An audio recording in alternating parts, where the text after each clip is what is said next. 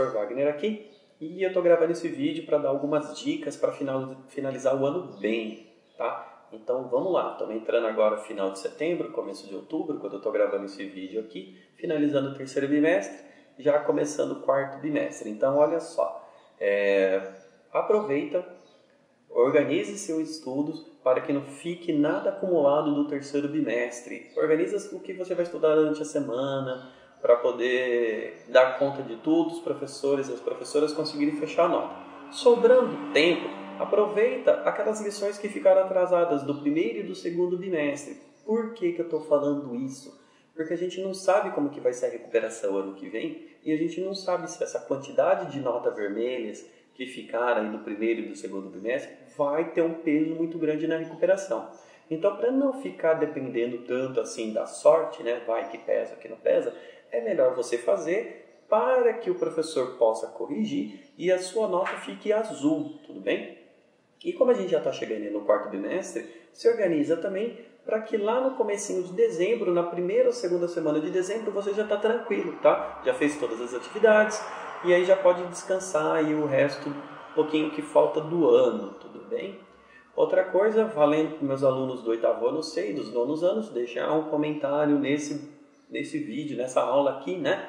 Vale como nota. Muitos estão esquecendo e depois não adianta reclamar que ainda está com a nota vermelha. Lembra, 1 ponto, que é a nota de participação, parece pouco, mas é a diferença entre você ficar com uma nota vermelha e ficar com uma nota azul. Tudo bem? Então é só isso, gente, e boa aula para vocês. É isso aí, pessoal. Então vamos começar a nossa aula, a última aula de geografia do terceiro bimestre, esse conteúdo, né? Então a gente vai falar um pouquinho sobre os movimentos sociais na América Latina, né? Vamos ver meio que mais por cima, assim. Infelizmente não dá pra gente se aprofundar demais nesse conteúdo por causa do nosso currículo meio que tá apertado, tudo bem? Então vamos lá. Primeiro de tudo, o que é um movimento social, né? Os movimentos sociais, né? Que a gente escuta falar bastante aí nas mídias, né, jornal, internet, tudo mais, e a gente não sabe muito bem o que é, né? Os movimentos sociais é uma forma de manifestação popular, tá? Para protestar, para lutar, para reivindicar direitos e mudanças sociais, tudo bem? Então, os movimentos sociais, eles é um grupo de pessoas, né, da sociedade, que vão procurar combater a discriminação, a desigualdade social que existe através de uma movimentação, tudo bem? De uma organização, se organiza, se movimenta, fazem protestos ou o que for necessário, tudo bem? O que também faz parte dos movimentos sociais? As ONGs, que são as organizações não governamentais, organizações sindicais, movimentos rurais, movimentos por direitos civis, né, em geral, ou seja, toda e qualquer organização, toda e qualquer movimentação social que esteja lutando contra algum tipo de desigualdade, a gente pode encaixar dentro de um movimento social, tudo bem? Há movimentos sociais que são mais organizados, então o pessoal se organiza melhor, e outros movimentos sociais que não são tão organizados assim, mas eles acontecem, tudo bem? É importante a gente ter em mente que é o seguinte: todo movimento social ele precisa ter uma ideologia, tá? O que é uma ideologia? É um conjunto de ideias, tá bom? Mas não é qualquer ideia. São um conjunto de ideias e causas que eles vão defender e quais são os objetivos que eles querem alcançar. Se você vê que um movimento social, a gente percebe, né, se um movimento social está bem organizado ou não, quando você começa a ver o que ele se propõe a lutar contra, né? Quando a gente percebe que de um movimento social é muito vago, a gente não consegue ver muitas coisas ali, então eles não tão bem organizados, não sabem bem o que quer. Agora, quando a gente vê movimentos sociais que sabem exatamente o que eles querem, qual é o problema que eles estão combatendo e já oferece até soluções, oferece ideias de como resolver aquele problema, aí você percebe que é um grupo, é um movimento social formado por pessoas que sabem muito bem o que elas querem. Então, é um movimento muito mais confiável nesse sentido, tá? Por exemplo, Vou dar um exemplo aqui bem banal para vocês entenderem, tá? Imagine que lá na escola, né? Se a gente estivesse na escola, vocês se organizam para melhorar a escola, tudo bem? É um movimento pelos alunos, não tem nem professor, não tem direção, não tem ninguém arrumando, é um movimento feito só pelos alunos, visando melhorar a escola. Aí fazem cartazes, fazem protestos e tal, beleza. Aí vai conversar, tá, mas o que que vocês estão querendo, né? O que que vocês estão apresentando? E aí você vê pular muitas ideias, não tem um foco. Então, assim, é um movimento social que não estava bem organizado, ou seja, não tem uma ideologia bem definida. Agora, se a gente, sei lá, se juntasse lá e perguntasse, vocês querem mudar a escola, mas o que vocês querem? A gente quer melhorar as condições das salas de aula. A infraestrutura, a gente tá difícil a infraestrutura. Então a gente já vê ali que tem um conjunto de ideias, tem uma ideologia, tem uns objetivos bem melhor definidos. Tudo bem? Bom, os movimentos sociais, eles nascem, né? Eles crescem, se tornam fortes, justamente por causa dos problemas sociais que a gente encontra, principalmente aqui na América Latina. Não que não tenha os problemas sociais que eu vou mostrar, não tenha nos outros países. Tem, em outras regiões do planeta também tem. Cada país se apresenta de uma forma diferente, mas em essência está ali a mesma coisa, tá? A diferença é que a gente só está aqui falando da América Latina, tudo bem? Então olha só, vamos ver aqui. Na aula passada, eu mostrei para vocês que tem uma grande quantidade de pessoas, de famílias, que são sem teto, não tem onde morar, ou a moradia é inadequada. Bem, uma moradia que não é num local ideal para as pessoas morarem e a construção também não é a certa para oferecer uma vida digna.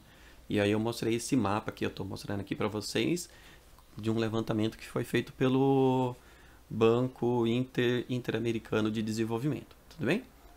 Olha só.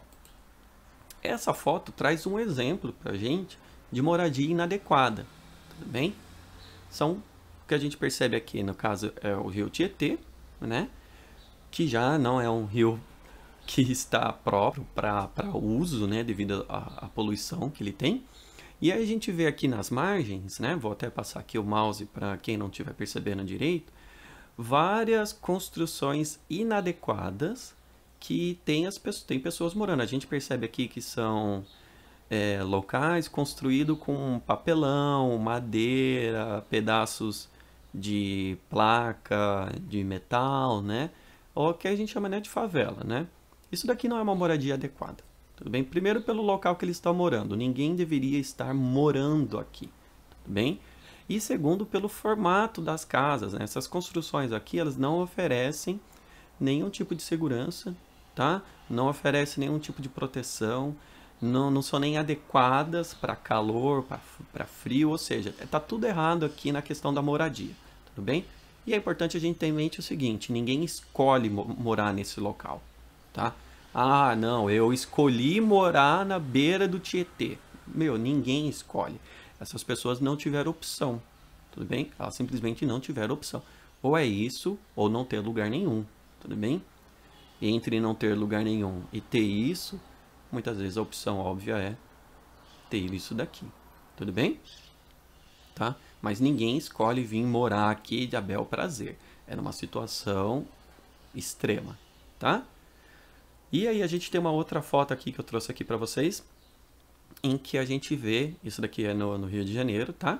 Um grupo de pessoas que estavam se manifestando pela moradia deles, porque era uma área que foi ocupada, era uma área irregular, ou seja, ninguém deveria estar morando lá, mas as pessoas não tinham opções de morar, começaram a construir suas casas ali naquele terreno, naquela área, e aí já virou um bairro, e aí no ano de 2010 o governo do Rio de Janeiro tentou remover as pessoas daquela área lá, só que como já era uma área que já estava ali consolidada, com moradia, a população se reuniu e se manifestou falando que não, você não tem que remover as pessoas daqui, você tem que, o Estado tem que dar melhores condições de vida. A gente percebe aqui, ó, só pela foto, né, apesar de não mostrar tanto, a gente já percebe que a condição das moradias não é a mesma que a gente viu lá na foto anterior, mas a gente já percebe que não são moradias totalmente adequadas, né, como deveria ser, e não tem aqui a presença da infraestrutura necessária para ter uma vida digna, tudo bem? E aí é contra essas coisas, né, contra essas situações, que os movimentos sociais entram, né, justamente para mobilizar e para forçar o governo a dar melhores condições de vida. É papel do governo dar melhores condições de vida para as pessoas, tudo bem? É o mínimo que se espera de um governo, tá? Bom, continuando aqui, os movimentos sociais, eles não ficam restritos apenas ao urbano.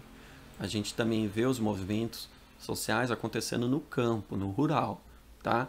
Vocês já devem ter aprendido ano passado, no 7º ano, que a distribuição de terra no Brasil e na América Latina, ela é péssima. Eu já até abordei isso na minha aula passada, tudo bem? Então, a gente tem muita terra na mão de poucas pessoas e pouca terra distribuída para muita gente. E dessas terras gigantes, dessas terras muito grandes, a maioria está sendo usada assim para plantação, mas também não está sendo usada na sua totalidade. Tem muito terreno ali que está parado, está simplesmente parado, tudo bem? Terreno que poderia servir de moradia, terreno que poderia ser dividido para famílias morarem, tá? E aí a gente tem movimentos sociais do campo em que eles vão atrás desses terrenos, dessas áreas rurais que não estão sendo utilizadas, tá? Para chamar a atenção do governo e falar, ó, aquela terra ali, ela não está cumprindo a função social dela, que é de ser útil à sociedade. Ela não é uma área de proteção ambiental, né? Então não é uma área que precisa ser preservada, mas ela também não está servindo para nada de plantação, nem de moradia. Então, muitos movimentos sociais, eles ocupam essa terra parada para chamar a atenção do governo, né, o governo federal, estadual, municipal, e falar, ó, então, tá vendo essa terra aqui? Ela precisa ser usada. Tem gente querendo usar, tudo bem? E aí esse mapa aqui é um mapa que mostra pra gente as ocupações, justamente as famílias que vão ocupando terras que não estão sendo utilizadas, tá? E podem ter uma função social de moradia, de plantação e tudo mais. É até importante a gente ter em mente que boa parte dos nossos alimentos, né, o que a gente come no nosso dia a dia, acaba vindo dessas ocupações, desses movimentos sociais. São as famílias que elas estão produzindo mais para abastecer o mercado interno do que exportar, enquanto que as grandes plantações estão mais preocupadas com a exportação. Tanto que a gente está vendo atualmente, né, a preocupação deles com a exportação é bem maior do que a importação, a ponto do alimento aqui dentro estar se tornando caro, justamente porque eles estão preferindo vender para os outros países, tudo bem? Tá? Então, nesse âmbito das desigualdades que a gente vê, não só no Brasil, mas como a gente vê na América Latina toda, é que nascem os movimentos sociais justamente para combater isso. Então, eu trouxe aqui alguns que são famosos e que inspiraram outros movimentos sociais em outros países. Gente, eu não fiz uma lista de todos os movimentos sociais que existem na América Latina, porque existem muitos movimentos sociais, muitos mesmo. Então eu peguei alguns que são grandes aqui no Brasil, mas que também acabaram inspirando os movimentos nos outros países, tá?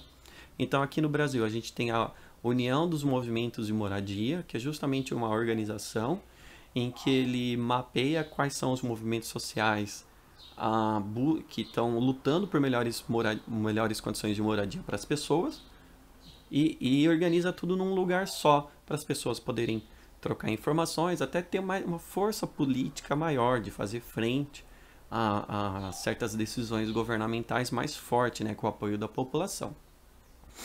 A gente também tem a Secretaria Latino-Americana de Vivenda e Habitat Popular, né, que é aquela abreviação que eu coloquei ali, CEUVHP, que também é um grupo que faz um mapeamento dos movimentos sociais que existem na América Latina, justamente procurando a questão da moradia, né, e as habitações populares, tá?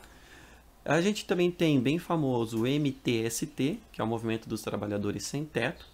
Não confundir com o MST, que é o Movimento dos Trabalhadores Sem Terras, que são os dois movimentos sociais mais famosos no Brasil, né? O MST atua no Brasil inteiro justamente lutando contra a concentração de terra, enquanto que o MTST ele luta para que as pessoas tenham teto, as pessoas tenham onde morar.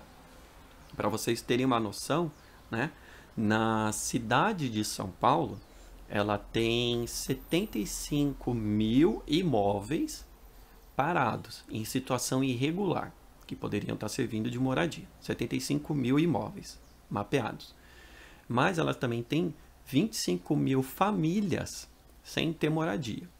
Então, se a gente pegasse, dá para pegar todas essas famílias que estão sem moradias na cidade de São Paulo, fazer elas morarem nesses imóveis irregulares, arrumar, corrigir, né? E ainda vai sobrar casa, ainda vai sobrar imóvel, prédio, casa, para as pessoas morarem. Tudo bem? Um imóvel está irregular se ele não paga seu imposto, se ele não está bem construído, tem vários motivos, mas ele está irregular. Tudo bem? E aí seria papel do Estado tornar isso regular e fazer com que as pessoas morem nesse local. Não precisa necessariamente morar de graça, mas morar e tendo condições de poder pagar por essa casa de uma forma que ela consiga mesmo pagar por essa casa. Tudo bem? E um outro movimento social que eu trouxe aqui, meio que a gente já chega no fim, que é famoso, tá? Que acontece lá no México, que é o Exército Zapatista de Libertação Nacional, o EZLN, tudo bem? Ele... Lembra quando eu falei da industrialização do Brasil, Argentina e México? E aí eu fiz uma aula só sobre Argentina e sobre México, e eu falei para vocês que o norte do México, ele é mais rico justamente pela proximidade com os Estados Unidos, e a parte de baixo, né, o sul do México, ele já é mais pobre. Então, o movimento zapatista, que é inspirado em Emiliano Zapata, aí pesquisem, né, foi pesquisem quem foi Emiliano Zapata, que aí teria que ser uma aula só sobre ele. Esse grupo é um grupo que se uniu a favor de uma região ali do México, de Chiapas, para que ele se tornasse uma região autônoma, ou seja, apesar de estar dentro do México, ele funciona de forma separada, sem a ajuda do governo mexicano, tudo bem?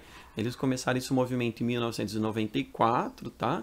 É um movimento político, mas também é um grupo armado, né? Eles conseguiram armas e declararam que aquela região da Chiapas, que é uma região bem populosa da população indígena e da população pobre mexicana, eles controlam aquela região e ela funciona de forma autônoma e mais democrática, ou seja, o que eles produzem, né?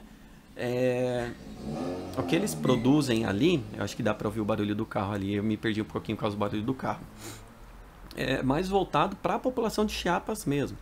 O que sobra, né, da produção, eles procuram vender a preços módicos para poder comprar, poder obter coisas que eles não conseguem produzir ali naquela região. Tudo bem? Como eu coloquei aqui, então eles organizam aquela região, como eles têm ali armas, né, eles conseguiram negociar com o governo mexicano para que o governo mexicano não atrapalhe aquela região. Então o governo mexicano, ele reconhece a região de Chiapas como uma região autônoma, ou seja, ela funciona por ela mesma. Vira e mexe, dá uma pequena encrenca, né? Nada muito grave a ponto de ter tiroteios, de ter mortes, mas vira e mexe tem algumas rusgas políticas que surgem ali, principalmente quando o governo mexicano ele quer fazer algumas modificações no terreno que vai pegar a região de Chiapas, e aí o exército zapatista ele fala, não, peraí, aqui não é assim não, você não vai simplesmente construir uma obra, vai usar essa região assim sem conversar com a gente primeiro, porque